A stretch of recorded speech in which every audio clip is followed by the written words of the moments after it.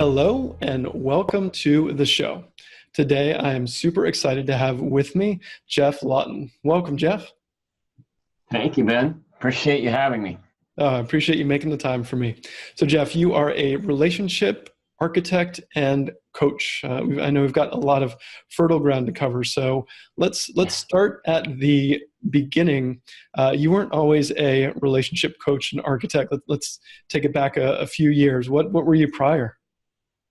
Well, before that, I spent about 15 years in the corporate world, and which, I'm almost now totally erased from my memory. But I spent most of that time working, interestingly enough, in the environmental consulting world. Okay. And I was a psychology graduate working in a very technical area, companies that cleaned up hazardous waste, contaminated sites. And I worked in marketing, I worked in business development, I was a editor and proposal coordinator, managing proposals for multi-million-dollar projects. Right. Very, amazingly heady brain stuff for somebody that didn't know diddly about any of the science or technology of that stuff, but good with writing and good with working with people and organizing stuff. So I had a good long run doing that before I realized that it was killing me both spiritually and physically. And I had my midlife crisis probably a little bit before midlife, we'll see. But in my 30s, it was definitely my body and my heart were giving me all the signs in the world that it was time to get the hell out of there and figure out what I really wanted to do that turned me on and lit me up. And fortunately, I got the kind of proverbial message from on high. Okay. That what I really wanted to do was what I was doing when I was like 5 or 6 years old. Okay. Listening to people and being able to really be interested, for one thing, but be able to somehow have things that I could say about whoever I was with was sharing that they thought was either cute or clever or both. So, there's an adage that if you want to figure out what you want to be when you grow up, go back to what you liked to do when you were 4 or 5. And sure enough, I've been making a living doing that for the last 21 years. That's awesome. I want to take a step back before you made the transition. I think a lot of people can identify with the body and the heart not being into what they were doing. How did that manifest itself, and what did that feel like? Because I want part of what people get out of this to understand getting in touch with their actual feelings in their body and the importance of that. That's crucial, and so I appreciate you bringing that up. So the first clue, particularly physically, should have been that in the course of probably about the first 8 or 9 years of that life, I went from about 170 pounds to 290 pounds. That's a significant gain. And that was, yeah, but you know what? It didn't faze me for a while. I mean, you just want to talk about the power of denial. Right. That I was so full of shit. It was unbelievable. And I just ballooning up. I was a workaholic. And so I was burning on sheer adrenaline, and I was getting more and more fatigue. Right. And of course, and with carrying all that extra weight, I was noticing, my back was struggling. I was having back pain for the first time. and that got to be pretty chronic. So that was the first sign. Then, in a less physical specific clue, was the fact that I was in this great marriage, and my wife and she had a son by her first marriage that I was helping raise. Right. And then we accidentally, well, accidental as far as we knew, very clear it was no divine accident. We had a kid together, and so our son Mark was somebody that I adored from the get-go. And as I was going deeper down the spiral of getting, dead inside, my ability to connect with him, my ability to connect with her was sharply reduced. And they were the two best things about my life at that point. Right. So noticing that I, in a way, was actually rejecting my son broke my heart. Right. And then one day I lost my temper, and I didn't hit him, but I shoved him. And he didn't get hurt, he didn't fall down, but he gave me a look that to this day, it just kills me. Right. And that was when I knew something is seriously wrong here. And then what happened after that was having a physical breakdown where I was bedridden for a month. Oh, wow. So, gentlemen, you don't need to go to this length to wake up. Let me tell you that.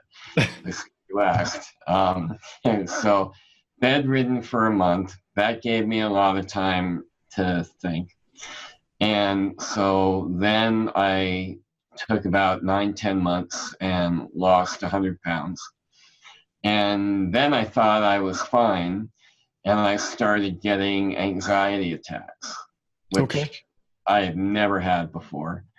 So this was when I was 35. Okay. Or 35. So acute anxiety attacks that would always come on at, horrifically inconvenient moments, like when I was doing a presentation to the board of directors. That was one of my final ones that I can remember. So those were, the combination of exhausted, flat emotional affect most of the time, heart shut down, numbness.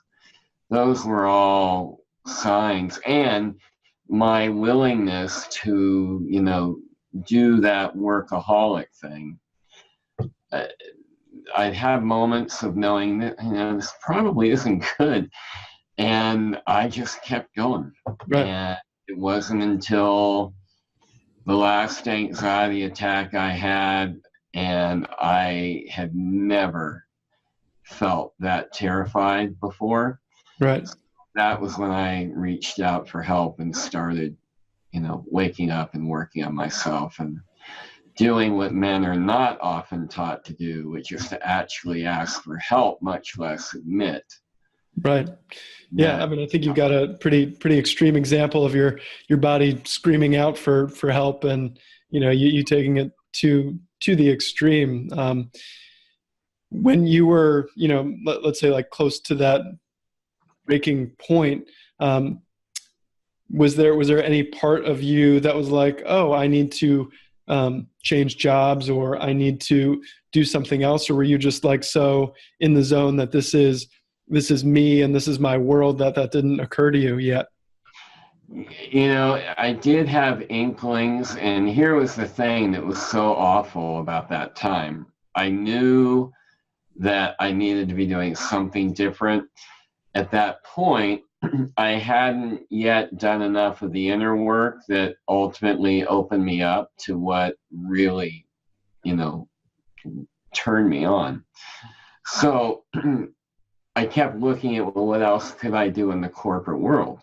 Right. And any angle that I sliced it was all going to be shit. It wasn't at all, it just made me feel worse. So then, like a lot of men, I think then and now, perhaps I felt I was the main provider. And so I felt the pressure too of, any inkling I might have had to go entrepreneurial, the lack of predictable, consistent income, was pretty terrifying both to me and my wife.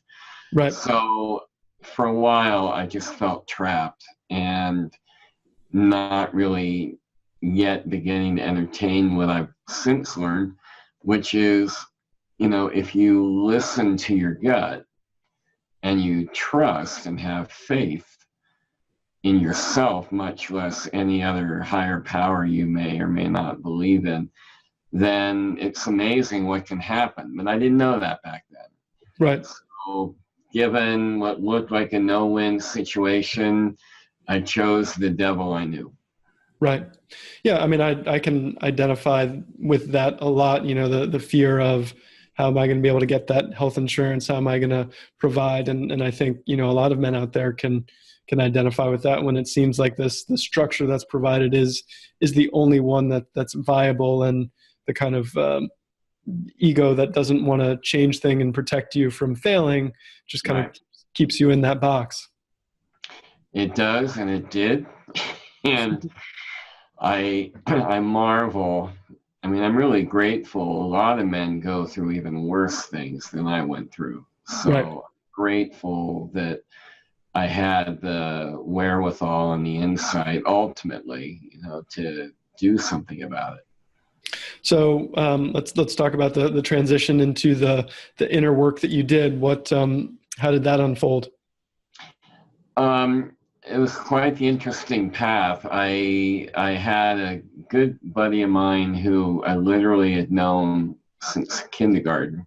Okay. And I knew that he was doing some transformational work, and that he had moved into that career path. And but really, because he was one of my best friends, I called him up and just told him what was going on with me. And he invited me to come do a workshop with him and this other man and woman that were co-leading with him. And I remember it was called Emptying into Intimacy. Okay. And this was in Northern California. And so my wife and I went to that workshop. And, one of the highlights of which, since we're talking about evolved men or unevolved men, I was definitely unevolved in those days. One of the most eye-opening revelations of which was having a combined total of about 1,100 or 1,200 pounds worth of men on top of me. And all called a dog pile. And so I'm being dog piled, and all I can generate energetically and emotionally, almost in this exact tone, hey guys, could you please get off me? Shit. So that taught me a lot. And it really, one of the key things it taught me was how little connection I had to my masculine energy or any of the power that comes with it. Right. So even though it was a very difficult and very painful weekend, it was also a weekend where I got to experience really pushing my comfort zones to the extreme, both physically and emotionally. And I just was like, oh my God, this is cool. I like this. So to make a very long story short, what I then did was volunteered to be a staff member on any of their future courses. Right. And then that led me to a tree of all kinds of different teachers and spiritual teachers, and a lot of stuff I learned from what now is Landmark, but back then was Est. And then I got into some work around inner child healing and did a workshop about that changed my life. And I literally woke up the next day, even though I was still in corporate. Right. And I woke up just knowing to my toes, this is what I need to be doing. So I trained for a couple of years with the man who led that weekend. And then I did 17 years of those workshops, a few hundred of them. And then I got introduced to men's work through the Mankind Project, and I did the New Warrior Training Adventure weekend in 2000. And that was another, oh my God, moment where I knew it's very funny because I didn't have a father figure growing up. Okay. So I was raised by women, and I did that weekend, and I have literally since then, I have never not been in a men's group. Right. And I've been leading them ever since then. All right. It's a great story of transformation, and there's so many important little pieces we can go into there. It's a common theme of people who are on the summit. The Mankind Project is an important piece. So you're in good company.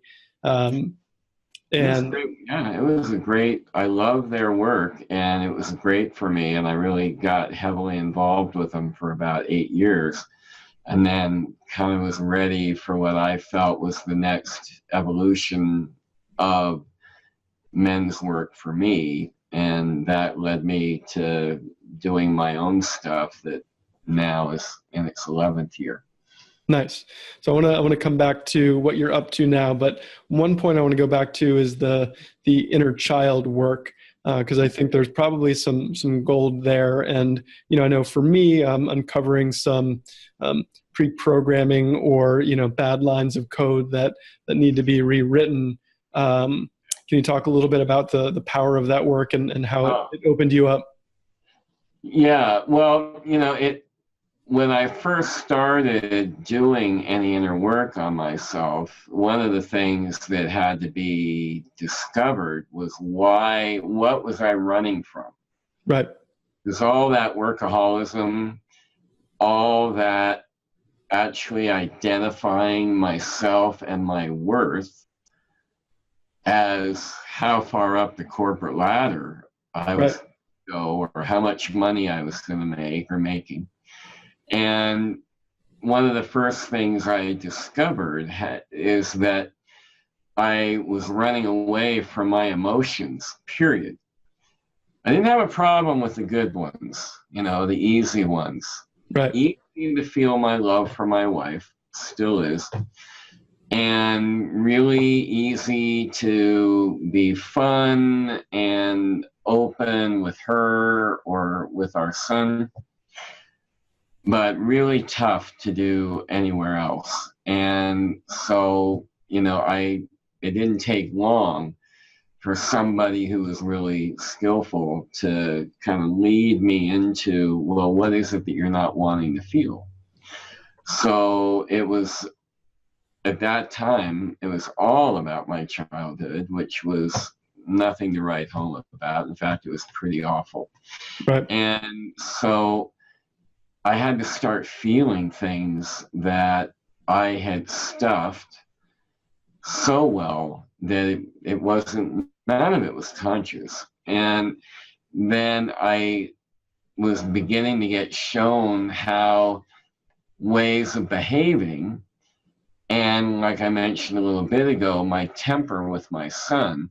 Right. I got to find out that all of that, everything with him, was a little 5 or 6 year old boy inside my body who was like, F off, you happy, joyful little prick. And it was that part of me was so jealous and heartbroken about having this little boy that the adult me loved, Right. but my wounded inner child could only see his aliveness and his vitality, and that he had a heart bigger than Texas, from the time he was a foot high. Right. And I had lost my connection to that because I had that kind of heart when I was a little boy. Right. Until I had to wall it all up because of all the different traumas that were happening to me growing up. So that was probably one of the biggest pieces. And then discovering that some of my other more irritating behavior patterns were me really doing, as I call it, the worst aspects of my mom. That I remember as a teenager going, I'm not going to do that to my kids. I'm not going to be like that. Well, guess what? So that was all huge revelation. So I literally had to learn how to take the walls down. Right. From my heart, and at the same time, not be stupid. But I learned the value of shielding my heart rather than walling it off. Okay. So I think there's a nice subtlety in there, and I think that we can dive into that a little bit later. But I think that's a great. There's some gold there in going back into the past with a skilled technician of that field to help you uncover stuff that you wouldn't be able to, that can essentially free you in many ways. And we just don't realize the power that has until you start, unpacking that stuff that you swore at one point you just, keep packed away forever. Right. And, in that vein, I think it's really for anybody watching this that might ever think about doing that. Over the years, one of the most important things I've learned that is definitely, I think, a byproduct of how things have evolved over the last, I'd say, 5 years or so in terms of what we know about neurobiology and neuroplasticity. Right. Back when I first got trained, the common practice was, you had to go back into the past.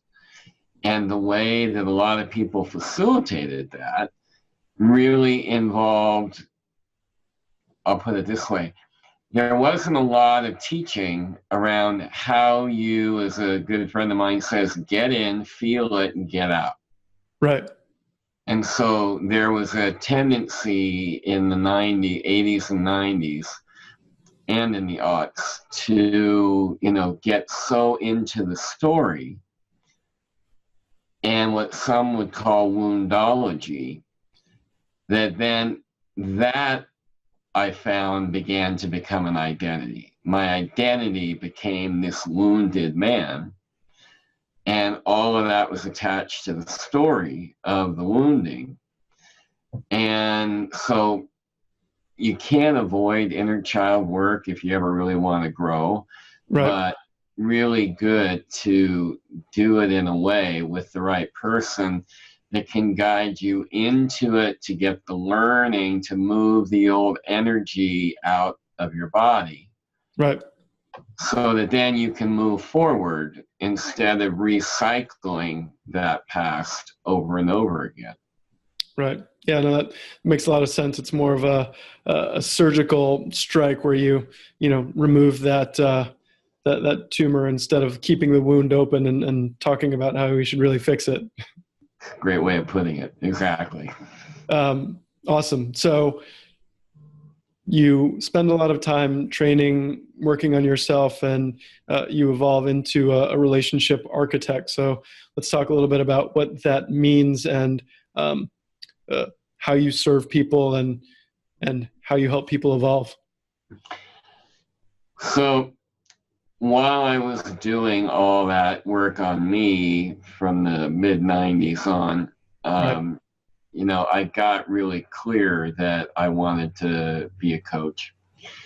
And like a lot of coaches, I started out as a general life coach. Right.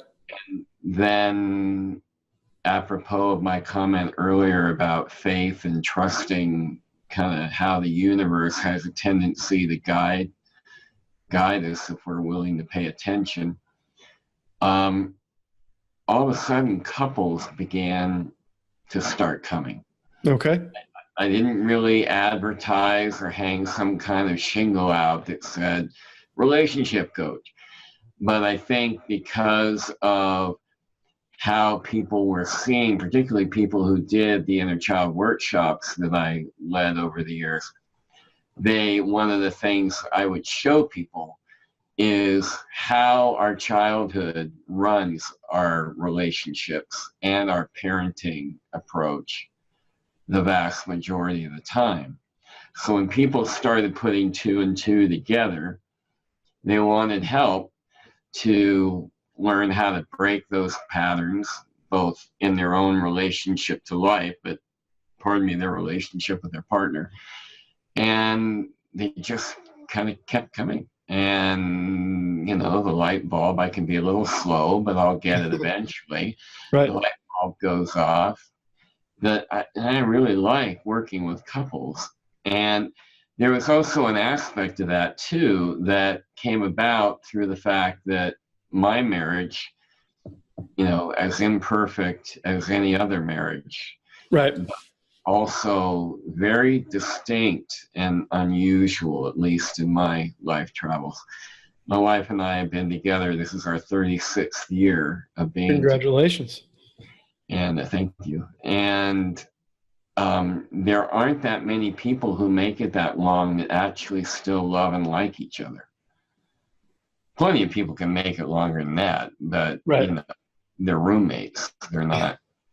And Sarah and I have managed to stay lovers in every sense of the word that whole time. Right. So knowing how rare that is, to my awareness anyway, I really wanted to be able to help people have that if they were meant to. Right. Because I also help people, some people find out they're really not meant to be together.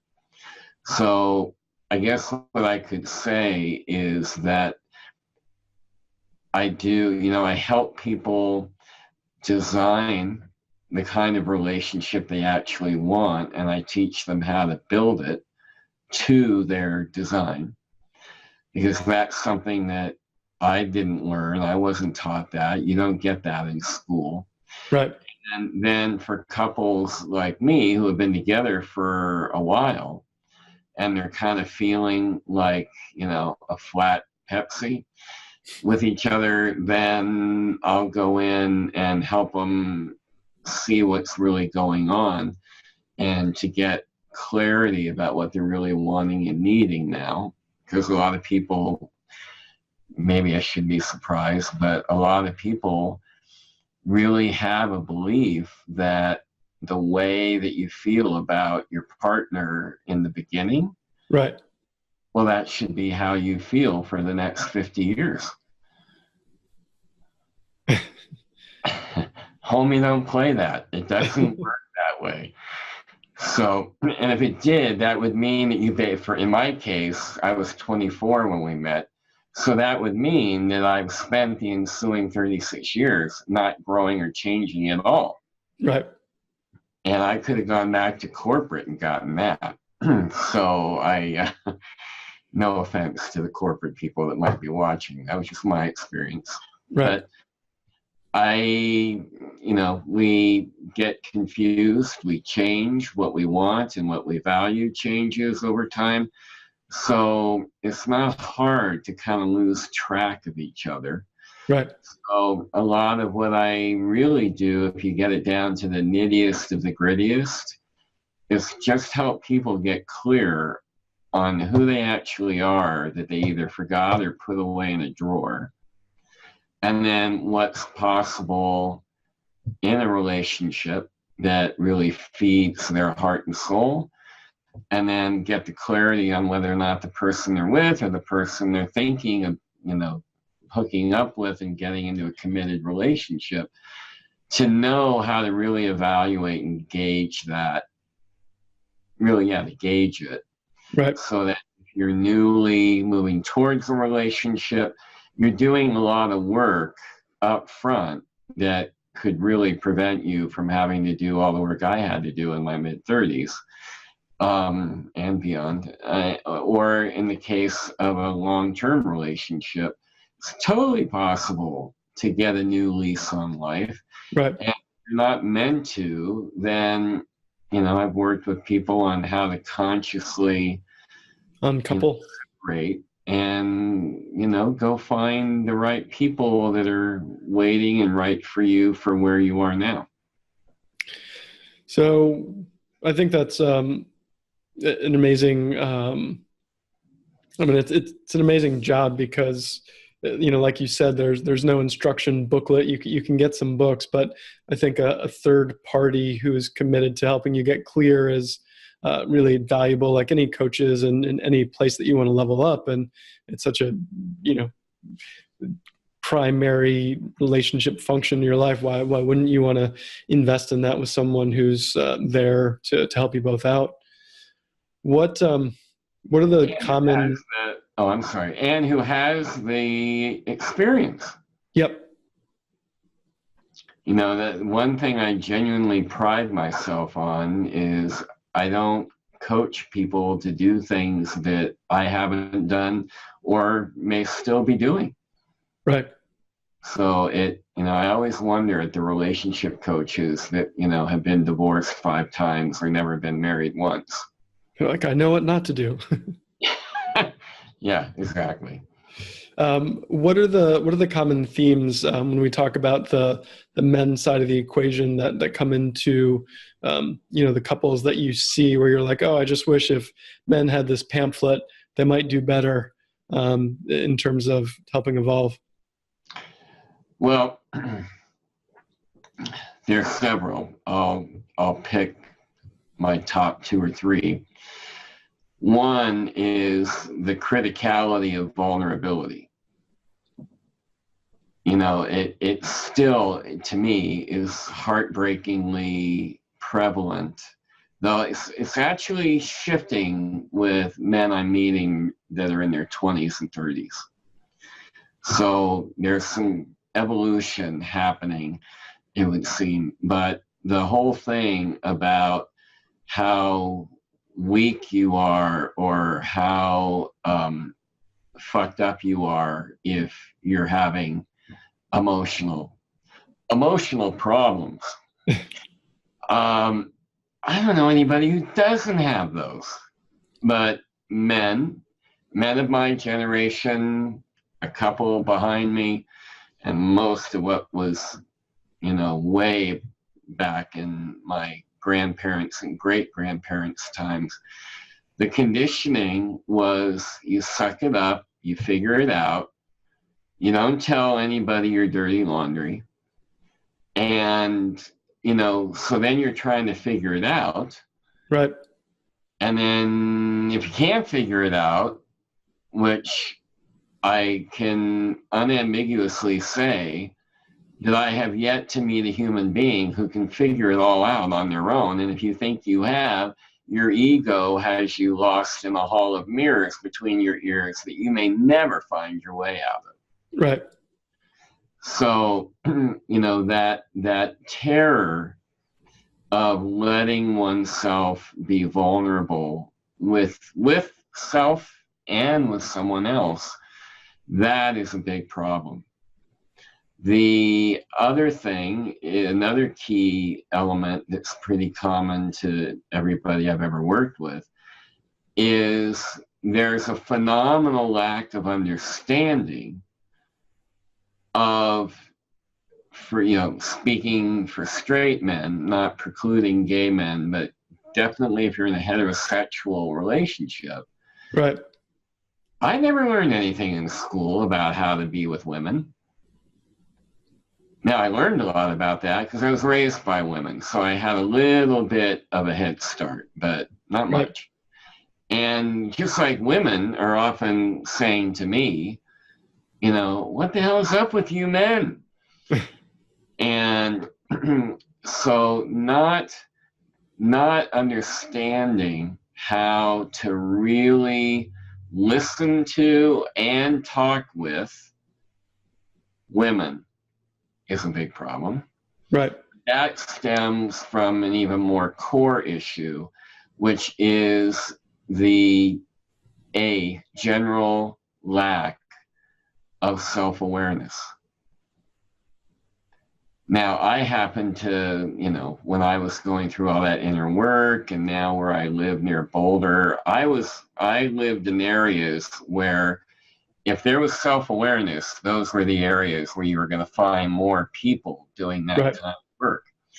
And so a lot of men, I have clients, men in my men's community, where you could just ask them, do you have any idea why you get mad every time your wife serves strawberry ice cream? And they look at me like I just fell off the turnip truck. No, should I? And I'm in no way belittling guys. It is a genuine blind spot that now there's more available for men to get self-aware than there used to be, but not for many, many, many years, decades Right. before that. So that I look at that as being, if there was going to be one, thread to pull on the Gordian knot of what's up with me, self-awareness is the thread to start pulling. Right. Then another thing is, and I'm speaking in some generalities, obviously, there's always exceptions, but a lot of men are not in their body, right? They know two parts of their body, their head and the little head, and that's about it. Those are the loci of their emotional awareness or physiological awareness a lot of the time. So I think that you talked about feelings, and you and I both acknowledge the importance of feelings, but to feel, you've got to be connected to this thing. Yep. And again, that was another thing that when I was growing up, the way you got connected to your body was either sex or sports. So for a guy like me, who was definitely not a jock, not ever, I was in my head up until I was in my mid-30s. Right. I had no idea how in my head I was. So that's another key sign and direction for growth, that if you really want to be an evolved and evolving man, you've got to get in touch with your physicality, your emotional body. You also, men are conditioned, in my opinion, to identify their value as what they produce. Right. A lot of men, oh my God, I wasn't productive today.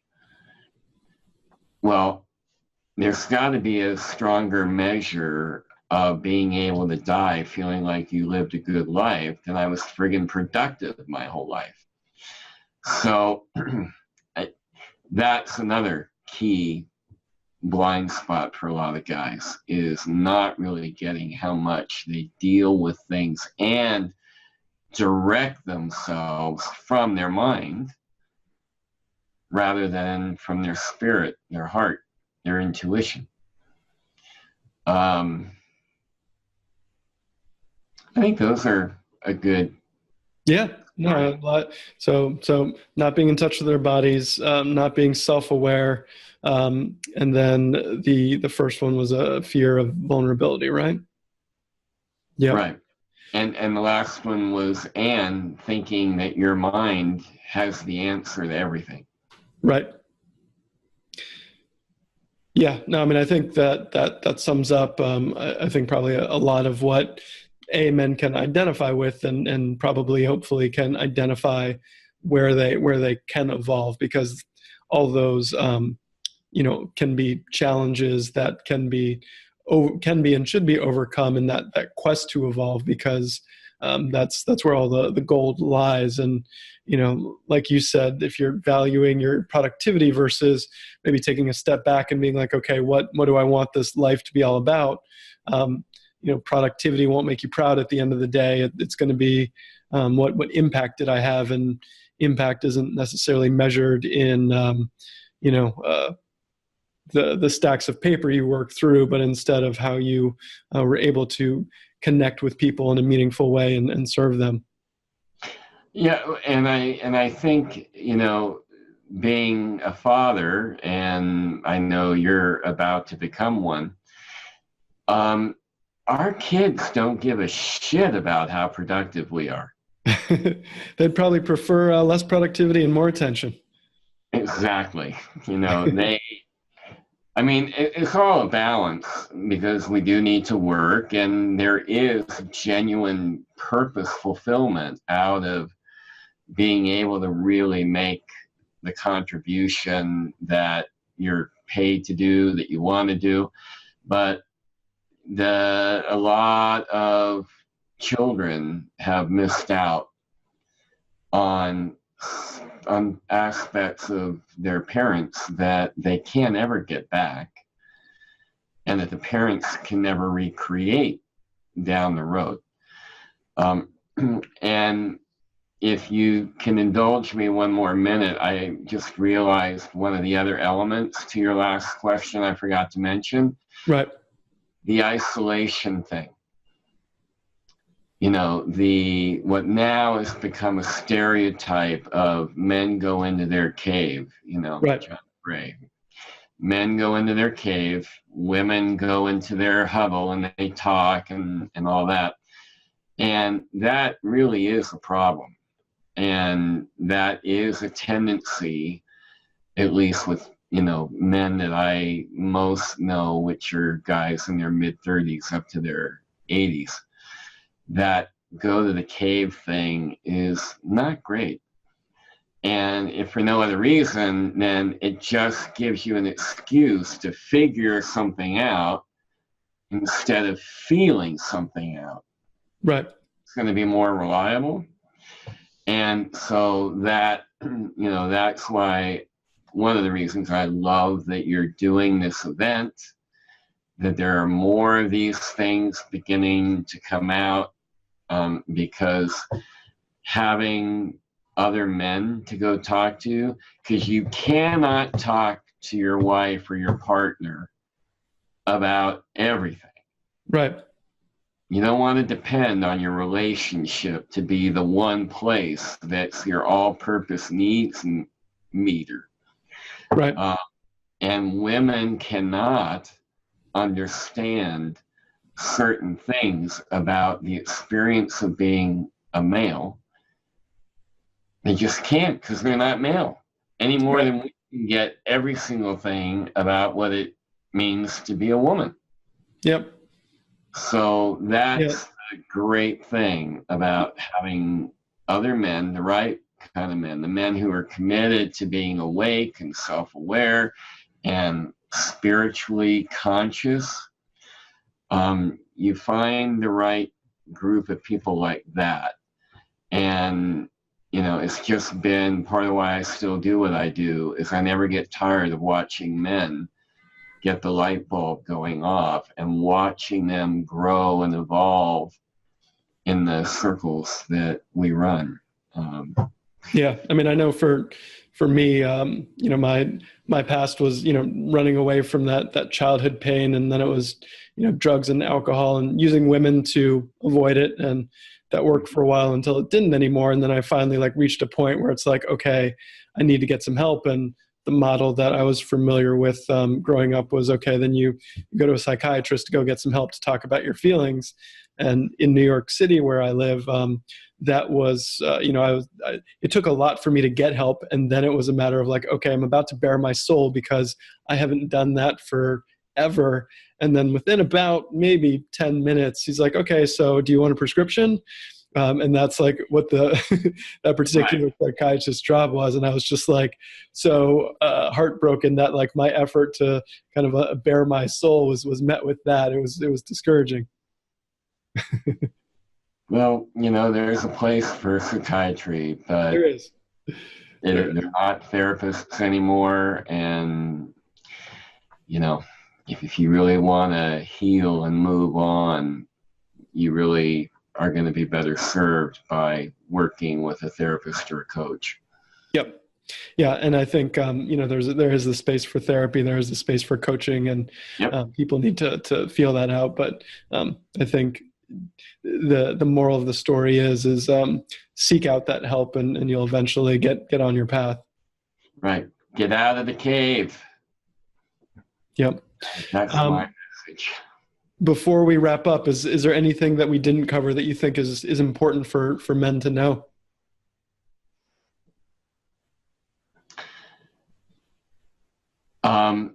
I would say that one of the most valuable things, two of the most valuable things that I ever learned that I still coach and teach to this day. One is, because we have a penis, we don't actually know everything, nor should we. Okay. So I think getting over the ego trap of, well, I'm supposed to be able to figure anything out. Right. And I think just whether you're male or female, that whole idea of believing that you're supposed to get all the answers at some point so the rest of your life will work out better. Right. To my second thing, which is get over your fantasy that there's some place you're going to arrive at where all your shit's handled, you're in nirvana all the time, and life just works out. Right. You're far better off becoming emotionally resilient and being willing to look at every part of yourself that's calling for it at any given time. And then you learn not to be afraid of that. And then you're actually going to be happier and have much more enjoyment in your life. Yep. Yeah. You learn how to enjoy the journey, which is what it's about. Yep. So I think that's it. I don't think I can top that. All right. Well, that's some great wisdom to wrap things up with. Do you have a free gift for our audience? I do. There is if you click, because I know you're going to have a page with all your guests. And so if you look at mine, you'll learn about my 2 books that are available. But the gift for this is actually a video that I shot that is about, some of the basic steps it takes to do that conscious design. Okay. So it's a talk about what does this design a relationship mean? And it gives some great information as one aspect of that. How do you gauge compatibility? Because again, a lot of people confuse sexual heat early on as compatibility. And that's one lovely part of compatibility, but that unto itself, if you go mostly by that, you're going to be in trouble more likely than not. So And the pheromones wear off, and where are you? Right, exactly. So it gives, some good, useful, practical things that you can do and questions to ask somebody when you're beginning to realize you may want to be more than a casual thing. All right. Well, appreciate that. And also appreciate you spending some time and sharing your knowledge with us. Oh, my pleasure. I love it. I love talking about men.